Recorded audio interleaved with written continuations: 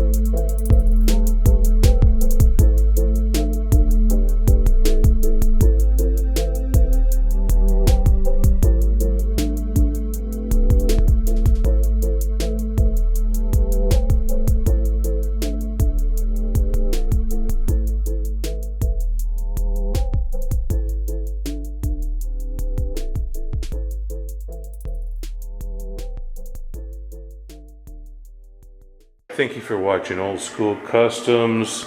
Please hit like and subscribe. Choo-choo!